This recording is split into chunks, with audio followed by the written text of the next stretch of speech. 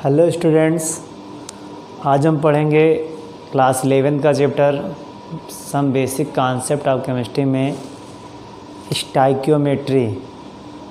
Stoichiometry क्या होती है वो हम जानने का प्रयास करेंगे। तो स्टाइकियोमेट्री शब्द जो होता है, ये जो वर्ड हमारा स्टाइकियोमेट्री लिया गया है, यह वर्ड जो है दो ग्रीक वर्ड, ये हमारे ग्रीक वर्ड हैं। दो ग्रीक वर्ड स्टाइक्योन और मेट्रॉन से मिलकर बना होता है। स्टाइक्योन का अर्थ है एलिमेंट और मेट्रॉन का अर्थ है मेजरमेंट, अर्थात मापना। तत्वों को मापना क्या कहलाता है? स्टाइकियोमेट्री कहलाता है। तो कहने लगा आता है इसके अंतर्गत रासायनिक अभिक्रिया में अभिकारकों और उत्पादों के द्रव्यमानों का परिकलन होता है। तो जो द्रव्यमान हमारे अभिकारक और उत्पाद हैं उनका परिकलन इस स्टाइकियोमेट्री के अंतर्गत किया जाता है। सेकंड पॉइंट इसी का है, देख सकते हैं, किसी रासायनिक अभिक्रिया की संतुलित रासायनिक समीकरण में अभिकारकों और उत्पादों के मध्य संबंध, यानी रिएक्टेंट और उत्पाद में क्या संबंध है, क्या रिलेशन है, उस संबंध को हम अभिक्रिया की स्टाइकियोमेट्री कहते हैं। कि अभिक्रिया की स्टाइकियोमेट्री क्या है? जो रिएक्टेंट और प्रोडक्ट के मध्य संबंध को बताए। फिर क्या है? संतुलित समीकरण में अभिकारकों और उत्पादों के सूत्रों के गुणांक, जो गुणांक होते हैं उन्हें क्या कहते हैं? स्टाइकियोमेट्रिक कोफिशिएंट कहते हैं। अब हम इसे एग्जाम्पल के थ्रू समझेंगे कि कैसे समझें कि गुणांक क्या है, स्टाइकियोमेट्री क्या है। तो देख सकते हैं कोई अभिक्रिया हमारी है, मेथेन है, मेथेन का दहन, यानी मेथेन हमारी गैसेस स्टेट में है। इसका हम क्या कर रहे हैं? इसका हम दहन करेंगे, इसको जलाएंगे। किससे? ऑक्सीजन से जलाएंगे। देख सकते हैं, इसको हम जलाने का प्रयास करेंगे इससे। तो ये क्या बनेगा? अभी गैसेस स्टेट पे है, रिएक्टेंट हमारा है, तो क्या बन रहा है? CO2 बनेगा, गैस स्टेट बनेगी, और क्या बनेगा हमारा? जल बनेगा, प्लस H2O। देख सकते हैं मेथेन का दहन किया, जलाया गया, तो हमारा क्या है? कार्बन डाइऑक्साइड और जल बनता है। तो देख सकते हैं ऐसा क्या होता है। तो देखिए मेथेन है, अगर यहाँ पर G लिखा है तो इसका मतलब क्या हो गया कि इस गैस स्टेट में अगर यहीं पर S लिखा होता ठोस अवस्था, L लिखा होता लिक्विड अवस्था, तो ये व्यवस्था ये होता है। अब देखिए, अब हमने कहा स्टाइकियोमेट्री, तो ये पार्ट बेटा क्या कहलाता है? ये पार्ट हमारा कहलाता है रिएक्टेंट कहलाता है। जैसे हम क्या कहते हैं? इसको रिएक्टेंट कहते हैं। रिएक्टेंट मतलब अभिकारक। और ये क्या होता है हमारा? ये हमारा उत्पाद कहलाता है। ये हमारा उत्पाद प्रोडक्ट कहलाता है। अब आता है कि कोफिशिएंट, हमने कहा जिसे गुणांक कहते हैं, ये क्या होता है? तो यहाँ पर क्या है कि एक मॉलिक्यूल इसका, यानी एक मोल, अगर हम बात करें मेथेन की, तो एक मोल मेथेन, अगर मोल में कह रहे हैं, यहाँ कितना, ये ऑक्सीजन कितना है? 2 मोल है। ये कितना है हमारा? ये भी 1 मोल है। और जल कितना है ये हमारा? ये बैलेंस नहीं, तो 2 का 2 मोल हमारा जल है। तो कहने का मतलब है कि मेथेन का 1 मोल, ऑक्सीजन का 2 मोल, CO2 का 1 मोल, ऑक्सीजन के और जल के 2 मोल। तो ये जो 2 1 संख्या दे रखी है, यही हमारे स्टाइकियोमेट्री गुणांक कहलाते हैं। तो हमने कहा कि द्रव्यमानों का, अब इनके जो मास होंगे निकाले जाएंगे तो वो इसका परिकलन होगा। फिर हमने कहा था सेकंड में क्या है? इनका संबंध। तो संबंध क्या है कि मेथेन का दहन कर रहे हैं, तो क्या बना? CO2 और जल बन रहा है। तो ये संबंध है इनके, बताता है दोनों के मध्य कि जब तक जलेगा नहीं मेथेन तो CO2 और जल नहीं बनेगा। यही अब अगर हम आयतन की से द्रव्यमान भी है, मोल भी है, द्रव्यमान से कह सकते हैं। तो मेथेन का द्रव्यमान कितना होता है भाई? निकाल ले, 16 ग्राम मेथेन हो गया। 16 ग्राम मेथेन का दहन करेंगे तो 32 ग्राम, यानी कि ऑक्सीजन 16 दूनी 32, 64 ग्राम। जब 64 ग्राम ऑक्सीजन होगी तो जलाएगी से, तो हमारे कितना? 44 ग्राम CO2 बन जाएगी। इसका जल बन जाएगा 36 ग्राम जल बनेगा। आयतन की बात करें तो इसका आयतन कितना होगा? इसका आयतन होगा 22.4 लीटर आयतन होगा। इसका आयतन कितना होगा? 2 से मल्टीप्लाई कर दे तो कितना? 2 4 जाए 8 और 2 2 जा 4, 2 2 2 4, 2 4 यानी 44.8 लीटर जो है ऑक्सीजन जलेगी। CO2 22.7 ये ml हो जाएगा। इसका जल भी हमारा मिल जाएगा, इतना है डबल, इसका 2 आयतन के बराबर जल मिल जाएगा। तो यही सब क्या है जो संबंध है, यही हमारे क्या स्टाइकियोमेट्री कहलाती है। अब इसे हम थोड़ा सवाल के माध्यम से जानेंगे, समझेंगे। देखिए बेटा, क्वेश्चन हमारा है मीथेन के कितने मोल के दहन से 22 ग्राम CO2 प्राप्त होगी। इसके लिए हमको इसका समीकरण लिखना अति आवश्यक। कह रहा कि मीथेन के दहन से, तो बेटा मीथेन का सूत्र क्या आता है CH4। इसका दहन करेंगे मतलब क्या हुआ, ऑक्सीजन देंगे, दहन किया हमने इसका, तो क्या बनेगा CO2 बनेगा और क्या बनेगा, जल बनेगा। तो हमने कहा ये देखिए चीज़ बनती है हमारी, और बनने के साथ ये भी जानना पड़ेगा कि समीकरण हमारा संतुलित है कि नहीं। वो कैसे देखेंगे, गिन लेते हैं नंबर ऑफ एटम्स। देखिए कार्बन 1 है, यहाँ भी कार्बन 1 है, यहाँ H4 है, हाइड्रोजन 4 है, यहाँ देखिए हाइड्रोजन कितना है 2 है, बैलेंस नहीं है। तो हमने क्या किया, यहाँ से 2 से मल्टीप्लाई कर लिया। देखते हैं H2 हमारा क्या बैलेंस हो गया, बच्चा हमारा ऑक्सीजन 2 दूनी 4, 2 2 जा 4, 2 2 जा 4, 4 यहाँ पर 4 यहाँ पर हो गया, बैलेंस हो गया। देखिए ऑक्सीजन देखिए 2 हो गया, 2 हो गया, 4 ऑक्सीजन भी हमारा 4 हो गया। अब देख सकते हैं कि अब कह रहा है कि अब ये भी देख लीजिए कितना मोल दे रखा है। यहाँ देखिए 1 मोल दे रखा है, और 1 मोल किसके, इनके द्रव, इसका जो मॉलिक्यूलर मास कितना होता है, कार्बन का 12, H का 1, 4 कितना जाएगा 16 ग्राम पर मोल। ये इसका क्या जाएगा, ये इसका मोलर मास हो जाएगा। ठीक है। अब हम ऑक्सीजन की बेटा बात करें तो ऑक्सीजन हमारा कितना, देखो देख सकते हैं कितना, देखो है। अब देखिए हमारे इससे बात इसने कहा नहीं, हम CO2 की बात तुलना करने के लिए कह रहे हैं। CO2 तुलना कितनी करेंगे, देखिए CO2 कितना यहाँ पर है 1 मोल है। अब बात करें मोलर मास कितना जाएगा 44 ग्राम पर मोल। जो चीज़ हमको जिससे हमको रिलेशन ज्ञात करना होता है वो देखते हैं जो रिलेशन से क्या हमको कह रहा है। अब देख सकते हैं रिलेशन हो गया। अब हमको क्या कह रहा है 44 ग्राम का मोल पूछा है, तो पहले इसको हम ग्राम में ही कन्वर्ट कर लें। तो 44 ग्राम देख लें 44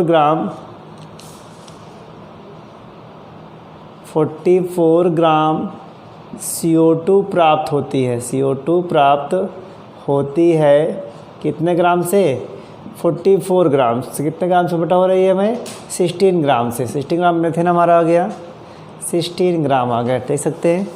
अब क्या रखा है कि 1 ग्राम कितने से बटा प्राप्त हो गया, एक नियम लगा देंगे, तो 16/44 हो गया। अब पूछा कितना पूछा है 22 ग्राम CO2 प्राप्त होगा। तो 22 ग्राम CO2 देखिए प्राप्त होगी, तो मल्टीप्लाई जाएगा 16/44 इंटू कितना हो गया आपका 22, कैंसिल आउट कर देंगे 2, 8 आ गया। अब हमको बदलना बेटा इसको मतलब मोल में, तो ये तो कन्वर्ट कर ले, तो नीचे 16 कर दें, या इसको कर सकते हैं कर, तो चेंज कर लें मेथेन के मोल बराबर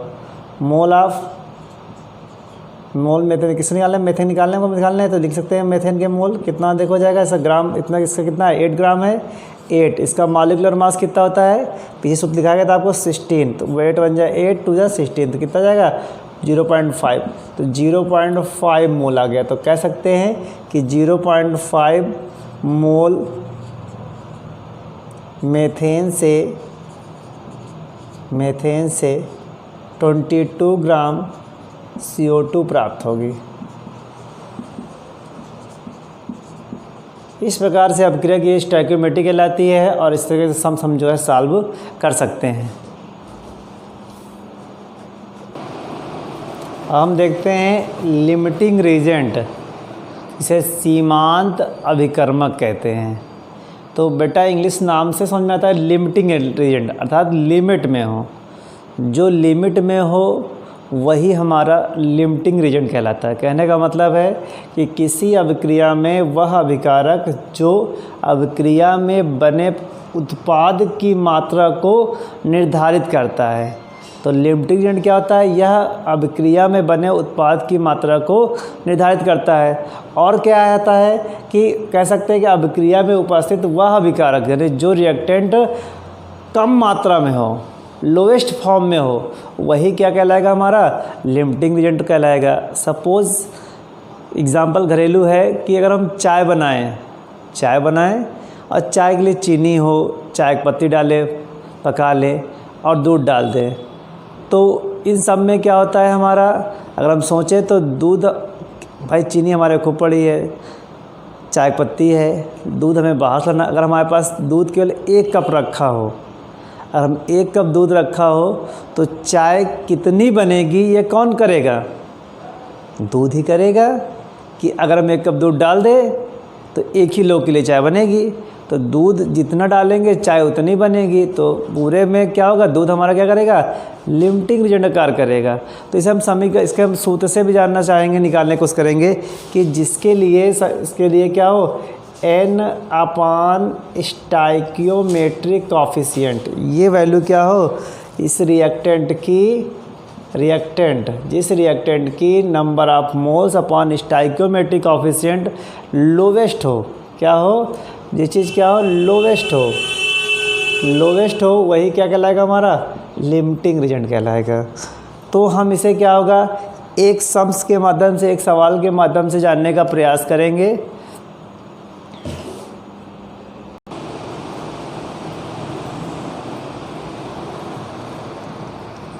अब बेटा देखने का प्रयास करेंगे कि क्वेश्चन रखा है 5.10 ग्राम सिल्वर नाइट्रेट की 1.17 ग्राम सोडियम क्लोराइड से अभिक्रिया कराने पर कितना AgCl बनेगा और इस अभिक्रिया में लिमिटिंग रीजेंट क्या होगा। तो बेटा समीकरण पे लिखने का प्रयास करेंगे। देखिए कह रहा है कि AgNO3 तो लिखा हमने AgNO3 प्लस किससे कराना हमको, NaCl से अपक्रिया कराई तो क्या देखो बेटा बनेगा, AgCl बनेगा, कितना बनेगा, AgCl बनेगा, देखते हैं, प्लस क्या बनेगा आपका, NaNO3 बनेगा, NaNO3 बनेगा। अब बेटा हमने क्या कहा, इसके लिए हमें निकालने का प्रयास करने के लिए कहा, ये कितना हमारा है, 1 मोल है, कितना हमारा है, 1 मोल है, ये भी हमारा 1 मोल है, ये भी हमारा 1 मोल है, ये भी हमारा कितना 1 मोल है, कोई बात नहीं।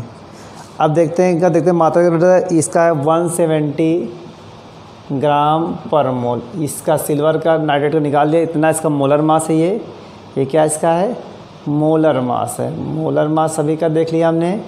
NaCl कितना होगा, इसका होता है 58.5 ग्राम प्रति मोल, इसका आ गया, इसका होता है 143.5 ग्राम पर मोल। ये देखिए सबके हमने मोलर मास लिख लिए जो को हमको आवश्यक है।